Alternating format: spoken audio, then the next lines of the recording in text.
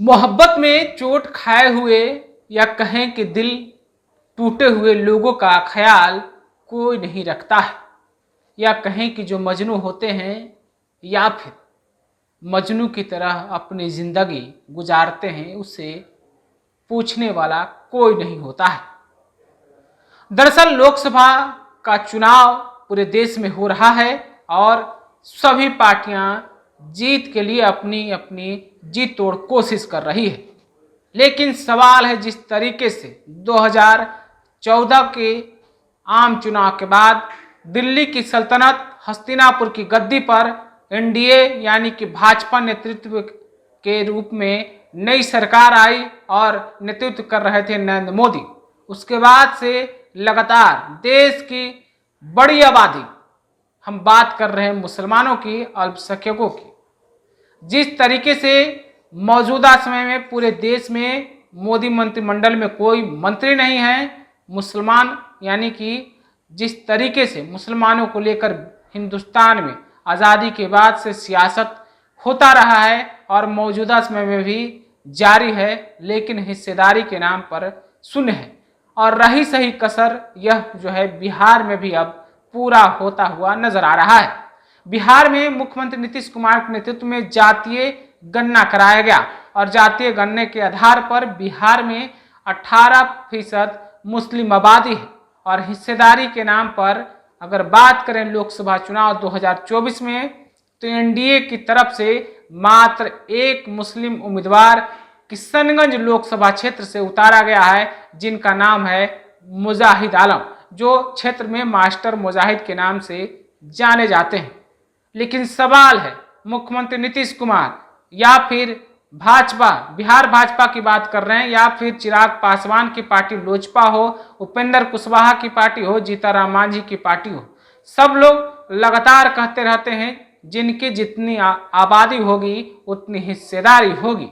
और आबादी के हिसाब से जो जातीय गणना सामने आया है उसके हिसाब से बिहार में मुसलमानों की आबादी 18% है, लेकिन लोकसभा में एनडीए की तरफ से 40 प्रत्याशियों का नाम तो ऐलान कर दिया गया है। पहले फेज का वोटिंग 19 अप्रैल यानी कल होने वाला है।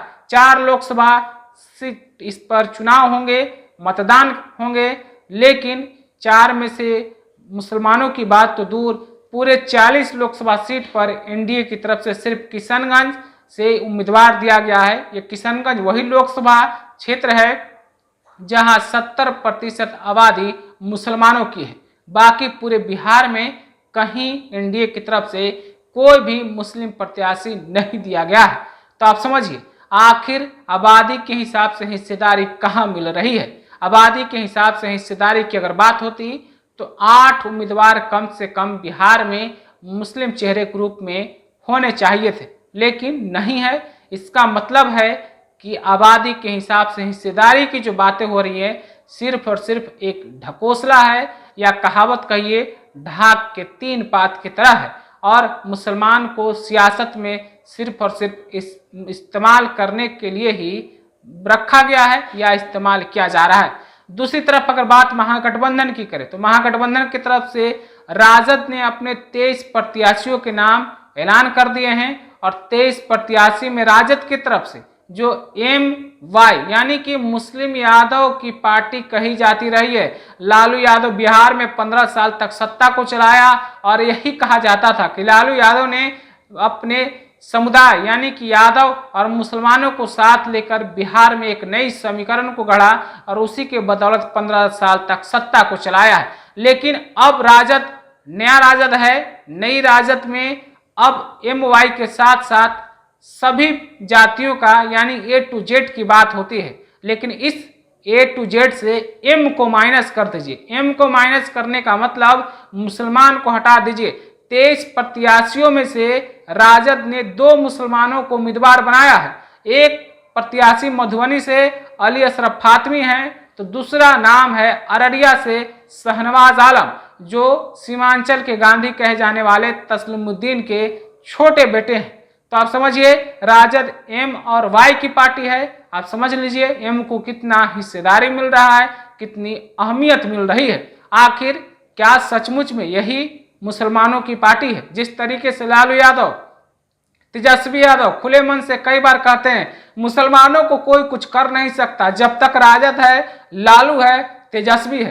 क्या हिस्सेदारी के नाम पर 2 सीट मिल रहा है या फिर 2 सीट ही हिस्सेदारी है? अब जबकि बिहार में जनसंख्या के हिसाब से 18% मुसलमानों की आबादी है।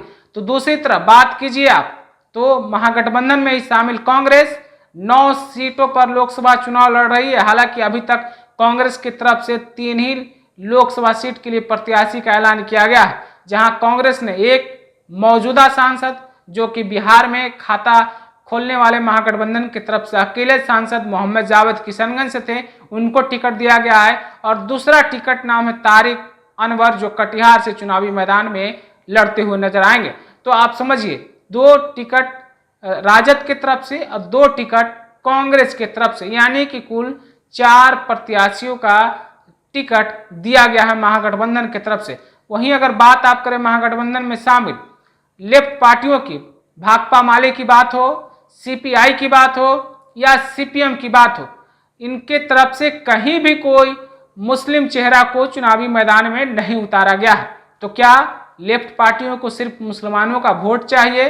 क्या सिर्फ मुसलमान वोट देने के लिए ही रह गया है या फिर हिस्सेदारी के नाम पर उन्हें दरकिनार कर दिया जा रहा है? जिस तरीके से आरोप लग रहे हैं, चाहे वो बात आम चुनाव 2014 की हो या फिर आम चुनाव 2019 की हो, स्थिति क्या है, हालात क्या है, आप बेहतर समझ रहे हैं। सिर्फ हिस्सेदारी के नाम पर सारा खेल जातीय गणना के आंकड़े आने के बाद आप खुद समझ सकते हैं कि मुसलमानों को राजनीतिक रूप से किस तरीके से पंगु बनाया जा रहा है, किस तरीके से राजनीति में हाशिए पर भेजने की कोशिश की जा रही है।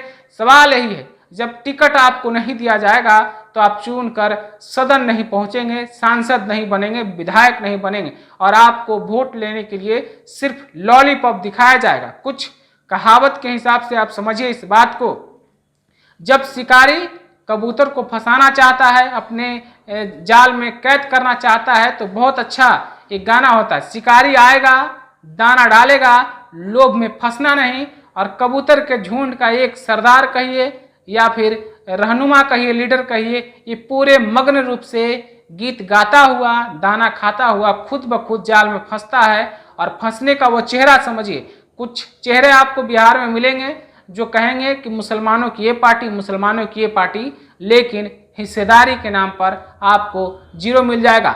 और सबसे बड़ा सवाल जो मौजूदा समय में एनडीए की तरफ से जुड़ा हुआ है, चिराग पासवान, रामविलास पासवान की बिहार की राजनीति, दलित और मुसलमानों की राजनीति को लेकर जिस तरीके से रामविलास पासवान ने गोधरा दंगा के बाद, गुजरात दंगा के बाद एनडीए से बाहर हो गए थे, अटल बिहारी कैबिनेट से बाहर हो गए थे, उन्होंने बिहार में बड़े पैमाने पर दलित और मुसलमानों की राजनीति करने की कोशिश की। और रामविलास पासवान ही वह चेहरा थे, उनकी नीति थी, जिन्होंने लालू यादव के 15 साल के सत्ता को बिहार से उखाड़ फेंका था। और लालू यादव उसके बाद दोबारा फिर बिहार के सत्ता में वापस नहीं आ पाए। और 2005 फरवरी का विधानसभा चुनाव को याद कीजिए, जब रामविलास पासवान किंग मेकर के रूप में चाबी लेकर पूरे बिहार में घूम रहे थे और कह रहे थे कि मुस्लिम मुख्यमंत्री बनाइए तो हम समर्थन दे देंगे, और लालू यादव वहीं पर एक्सपोज हो गए थे।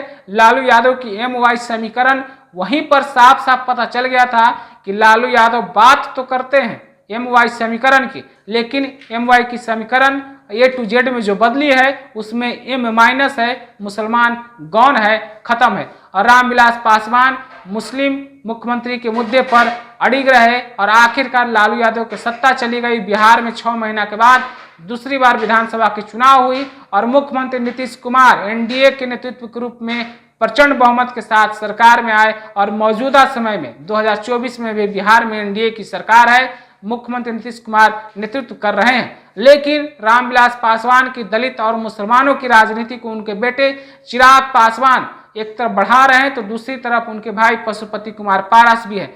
लेकिन चिराग पासवान भी जिस तरीके से एनडीए में उनको 5 सीट मिली है, 5 सीट में से किसी भी सीट पर चिराग पासवान ने मुस्लिम प्रत्याशी को नहीं उतारा है। तो आप समझ लीजिए, अब रामविलास पासवान की जो सियासत बिहार में थी, चिराग पासवान उसे आगे बढ़ा रहे हैं। उसमें चिराग पासवान को भी मुसलमानों का वोट चाहिए, लेकिन हिस्सेदारी के नाम पर कोई कैंडिडेट या प्रत्याशी उतारने का हिम्मत नहीं है। यानी कि समझ लीजिए, आप दरी बिछाते रहिए, बैठने की जब बारी आएगी तो आपको खड़ा कर दिया जाएगा, आपको उठा दिया जाएगा, आपको बैठने के लिए जगह नहीं दिया जाएगा। तो आप समझिए, बिहार में जातीय गणना कंप्लीट हुआ है और जो आंकड़े आए हैं उसके हिसाब से 8 प्रत्याशी किसी भी सूरत में बिहार से जीतकर मुसलमान के रूप में जाना चाहिए। लेकिन सबसे बड़ा सवाल है कि मुसलमान प्रत्याशी को जब टिकट ही नहीं मिलेगा तो जीतकर लोकसभा कैसे पहुंचेंगे। आप अपनी राय क्या रखते हैं? बिहार में जातीय आंकड़े के परिणाम आने के बाद जिस तरीके से अल्पसंख्यक के वोट पाने वाले, मुसलमानों को वोट पाने वाले, मुसलमान को वोट बैंक समझने वाले जो राजनीति करते हैं, क्या सचमुच में वो सिर्फ और सिर्फ वोट पाना चाहते हैं, मुसलमानों की हिस्सेदारी को देना नहीं चाहते हैं? कमेंट में आप अपने राय या प्रतिक्रिया हमें जरूर पहुंचाइएगा। आपका बहुत बहुत शुक्रिया। YouTube पर सब्सक्राइब और Facebook पर लाइक जरूर करें।